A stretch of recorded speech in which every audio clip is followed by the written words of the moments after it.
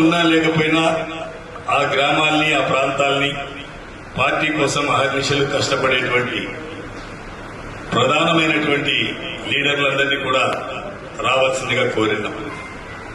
అలాగే ఇవన్నీ మనకు పదవులు రావాలన్నా, పార్టీ పటిష్టంగా ఉండాలన్నా, మన ఓట్లను తొలగించుకోకుండా, అవతలి వాళ్ళ దొంగ ఓట్లు ఎక్కించుకోకుండా నిరంతరం ఒక కాపలాదారుడుగా ఉంటూ అహర్నిశలు దాని మీద దృష్టిని సారించేటువంటి బూత్ లెవెల్ ఏజెంట్ అయినటువంటి సారథులను కూడా మనం ఈరోజు పిలవడం జరిగింది. అలాగే మిగిలినటువంటి పెద్దలందరినీ కూడా పిలుచుకోవడం జరిగింది. వెరసి మనందరం ఇక్కడ కలిసినాం.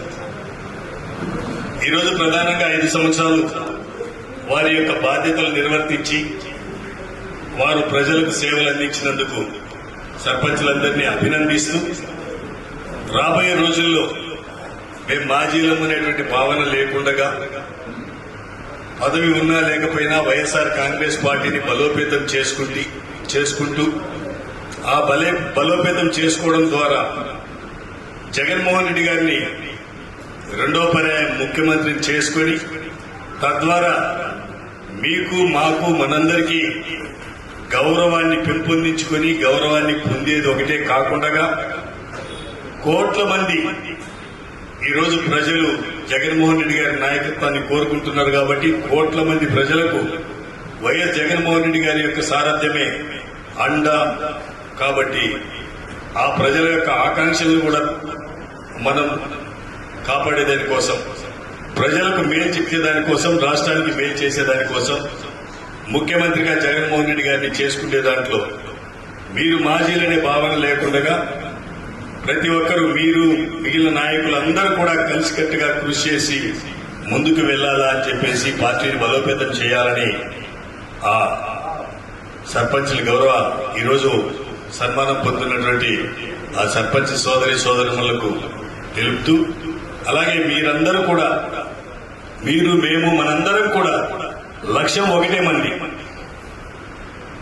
వచ్చే ఎన్నికల్లో నియోజకవర్గం నుండి జగన్మోహన్ రెడ్డి గారి ఆశీస్సులతో పోటీ చేస్తున్నటువంటి అభ్యర్థిని గెలిపించుకోవడం. అలాగే ఒక క్వశ్చన్ మార్క్ వస్తుంది, అభ్యర్థి నుండి పేరు చెప్పలేదే అని. ఆ క్వశ్చన్ మార్క్ ఏం అవసరం లే. నేను గత నెలలో సార్ పిలిచినప్పుడు మాట్లాడినప్పుడు వారికి ఒకటి చెప్పిన, నాకు రాజకీయాలు వద్దు అంటుంటే పక్కోదలుపుకున్నారు. తప్పుకున్న తర్వాత 2 నెలలకు పిలిపించి కుదరదు, పోటీ చేయాలని మీరు ఆదేశాలు ఇచ్చింది. ఆ ఆదేశాల ప్రకారం నేను ముందుకెళ్ళినా. మళ్లీ పిలిచి మీరు మార్కాపురం పోటీ చేయమన్నారు. వద్దు, కొత్త సంసారం మళ్ళా నాకు ఎందుకు, పోటీ చేసిన దగ్గరనే చేస్తానని చెప్తే మీరు కుదరదు, ఇక్కడికి బొమ్మని చెప్పేసి మీ ఆదేశాల ప్రకారం మేము వచ్చినా. ఈ రోజు కూడా మీరు గిద్దలూరు వెళ్తారా, మార్కాపురంలో ఉంటారా ఏంటి అని చెప్పేసి వారు అడిగినప్పుడు నేను చెప్పింది ఒకటే, వద్దు అనుకున్న వ్యక్తిని మీ ఆదేశాలను పాటించిన, అక్కడ కాదు ఇక్కడికి అంటే మళ్ళీ మేము మీ ఆదేశాలనే పాటించిన. ఈ రోజు కూడా అంతే పరిస్థితి. మీరు ఏం ఆదేశాలు ఇస్తే దాని ప్రకారం నడుచుకుంటాము.